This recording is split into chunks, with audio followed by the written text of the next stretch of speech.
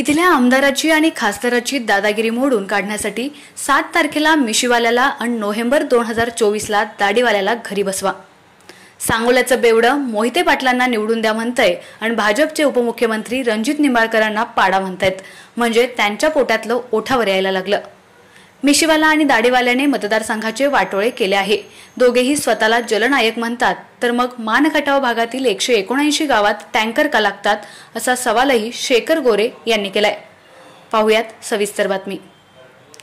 महाविकास आघाडीचे माढा लोकसभा मतदारसंघाचे उमेदवार धैर्यशील मोहिते पाटील यांच्या प्रचारार्थ गोंदवले जिल्हा परिषद गटाचा कार्यकर्ता मेळावा शेखर भाऊ गोरे यांच्या मार्गदर्शनाखाली गोंदवले खुर्द येथील सुनीता मंगल कार्यालयात मोठ्या उत्साहात पार पडला. 2019ला रणजित निंबाळकर हे कमळ चिन्हावरून लढले. त्यावेळी आमदार जयकुमार गोरे, अनिल देसाई यांच्यासह शेखर गोरे यांनीही मोठा प्रचार करून त्यांना मोठ्या मताधिक्याने निवडून आणलं. त्यांनी गेल्या 4 वर्षात मतदारसंघाकडे कधीही ढुंकून बघितलं नाही. रणजितसिंह निंबाळकर यांना वारंवार लोकांच्या कामासाठी आम्ही आग्रह केला होता. मात्र सामान्य लोकांच्या मताचा आणि कामांचा विचार त्यांनी न करता त्यांनी आमदार गोरेंच्या म्हणण्याप्रमाणे ते काम करत राहिले. भाजपच्या चित्रा वाघ म्हणतात की 400 पार करायला पाहिजे म्हणजे संविधान बदलता येईल.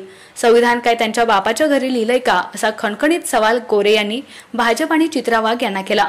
त्यानंतर शेखर भाऊ गोरे काय म्हणाले ते पाहूया. धरणातली पाणी उरमोडी केल्याने जाते, बरोबर आहे. जर ते सामान्य शेतकरी, गरीब शेतकरी जर त्याचे पैसे भरत असतील तर त्या लोकांना शासनाने पाणी सोडलं पाहिजे. शासनाचे अधिकारी जर सांगत असतील की बाबा आमदाराची शिफारस आणा, तर याचा अर्थ काय? पाटकरी जे आहेत का आमदार जयकुमार गोरे पाटील? आत्ताच मग अशी भाषणात मी बऱ्याच गोष्टी सांगितल्या की महागाईचा विषय असेल, तरुणांना रोजगाराचा विषय असेल किंवा संविधान बदलायचा विषय, अनेक मुद्दे एवढे मुद्दे आहेत की कसल्याही परिस्थितीत आता कमळ फुलत. मागाशी सांगितल्याप्रमाणे की पाटकरी यांनी प्रश्न विचारला की पाटकरी कोण? जर लोक पैसे भरत असतील, लाईट बिल भरत असतील, तर त्यांना पाणी सोडायचं म्हणलं तर ते आमदारांना विचारावं लागतं. हे सगळ्यात मोठे आपल्या मानखटाव दुष्काळी भागातील शोकांतिका. त्यांना असं धरून चाला की ते जलनायकच आहेत. मिशीवाला आणि दाढीवाला दोघं बी जलनायक, असं धरून चाला. पण मला एक सांगायचं की 105 गावापैकी 71 गावामध्ये टँकर का लागतो? खटाव तालुक्यामध्ये 74 गावापैकी 46 गावात टँकर का लागतो? याचं उत्तर आमदार.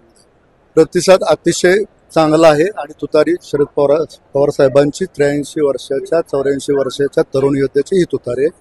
आणि लोकांना आता हुकुमशाही पद्धत बंद करायचे, भाजपचं ही दादागिरी बंद करून टाकायचे. महागाई वाढलेले आणि शेतकरी अतिशय मेटाकुटीला आलेला आहे. त्यामुळे लोकांनीच निर्णय घेतला, लोकांनीच हे इलेक्शन ताब्यात घेतलं. मैदान लांब नाही, आपल्याला 7 तारखेला कळेल. 7 तारखेला लोकांचा जो उत्स्फूर्तपणा दिसेल तो तुतारीचा आहे का कमळाचा आहे हे तुम्हाला दिसेल. सगळे घटक पक्ष आहेत, काँग्रेस असेल, राष्ट्रवादी असेल, शिवसेना, उद्धव बाळासाहेब ठाकरे गट असेल, प्रत्येकाची राजकारणातली पद्धत वेगळी, प्रचार करायची पद्धत वेगळी. मी हमेशा पाठीमागच्या वेळेस पण 2019ला पण मी प्रचार यंत्रणा माझी सेपरेट लावली होती.